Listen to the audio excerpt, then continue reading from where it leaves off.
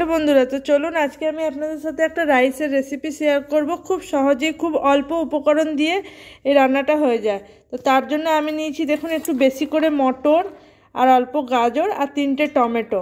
আর এদিকে নিয়েছি, এটা বাসমতি চাল না, রেগুলার বাসমতি যেটা হয় সেই রাইসটা নিয়েছি। তো চলুন রেসিপিটা শুরু করা যাক। তো আমি এই সম্পূর্ণ রান্নাটা প্রেসার কুকারে করব। তো দেখুন, আমি যে টমেটোটা নিয়েছিলাম, আমি এটা মিক্সিতে পিষে নেব টমেটোটা। তার জন্য আমি 3টে টমেটো কেটে নিয়েছি আর দিচ্ছি 3টে কাঁচা লঙ্কা এর সাথে। আগে আমি এটা পেস্ট বানিয়ে নিয়ে আসি, তারপর পুরো রেসিপিটা আপনাদের সাথে শেয়ার করছি।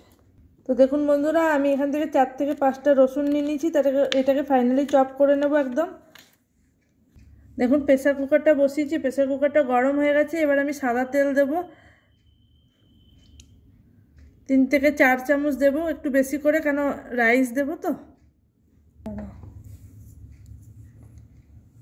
তো দেখুন তেলটা গরম হয়ে গেছে, দিয়ে দেবো অল্প একটু জিরে ফোড়ন। এবার দিয়ে দেবো রসুনটা, যেটা আমি চপ করে রেখেছিলাম রসুনটা। তো দেখুন রসুনটা একদম গোল্ডেন ব্রাউন যখন হয়ে যাবে, আগে থেকে যে টমেটো আর কাঁচা লঙ্কাটা বেটে রেখেছিলাম, এটা আমি এখন এই সময় দিয়ে দেবো। এটাকে আমি কিছুক্ষণ সময় ধরে নাড়বো, তার কাঁচা গন্ধটা বেরিয়ে যাবে। তো প্রথমেই দেবো একটুখানি চিনি, টমেটোর টকটা ব্যালেন্স করার জন্য। এরপরে দিয়ে দেবো একটু গোলমরিচের গুঁড়ো ক্রাশ করে। এবার একে একে সব গুঁড়ো মশলাগুলো অ্যাড করে দেবো। দিচ্ছি 2 চামচ হলুদের গুঁড়ো। এবার দিচ্ছি কাশ্মীরি লঙ্কার গুঁড়ো কালারের জন্য। এবার দিয়ে দেবো 2 চামচ ধনের গুঁড়ো। ব্যাস, এবার সব মশলাগুলো দিয়ে ভালোভাবে কষিয়ে নেব। আর কোনো মশলা অ্যাড করব না এতে।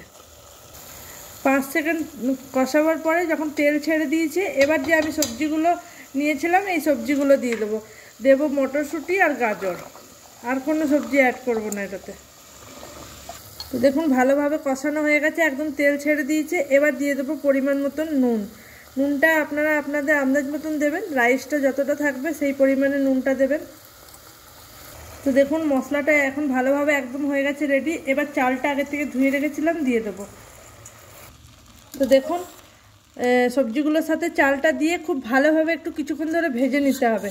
তারপরে আমি জলটা গরম করে দেব। এবার কিছুটা ধনেপাতা কুচি করে নিয়েছি, উপর থেকে দিয়ে দেবো। খুব ভালোভাবে উপর নিচ করে মিলিয়ে নেব ধনেপাতাটা দিয়ে। এইভাবেই বানাবেন, তো খুব ভালো হয় টেস্টটা।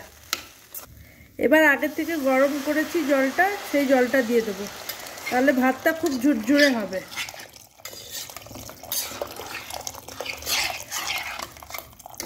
আর আন্দাজটা আমি কিন্তু এইভাবে দেখে নিই আঙুলের সাহায্যে। এই 3 আঙুল হলেই ভাববেন যে একদম ঠিক আছে। একটু দেব, এই যে। তো রেডি হয়ে গেছে। এবার আমি কুকারে 1 সিটি দিলেই রেডি হয়ে যাবে টমেটো চেলো রাইস। তো দেখুন বন্ধুরা, একদম স্টিম বেরিয়ে গেছে। আর এই আপনাদের সামনে খুলছি, এই যে দেখুন কি সুন্দর কালার এসছে, আর একদম ঝুরঝুরে। এই যে ঠান্ডা হলে আরেকটু ঝুরঝুরে হয়ে যাবে। তো দেখুন বন্ধুরা, আমি পরিবেশন করে দিয়েছি। আর এটা আমি ধনেপাতার চাটনির সাথে পরিবেশন করছি। আপনারা চাইলে রায়তাও ইউজ করতে পারেন। তো আমার দই ছিল না, আমি এই জন্য ধনেপাতার চাটনি। কেমন হয়েছে রেসিপিটা অবশ্যই কমেন্ট করে জানাবেন। আর অবশ্যই একবার ট্রাই করবেন, খুব ভালো লাগে খেতে। আর শীতকালে এত ভালো ভালো সবজি পাওয়া যায়, খেতে খুব টেস্ট হয়।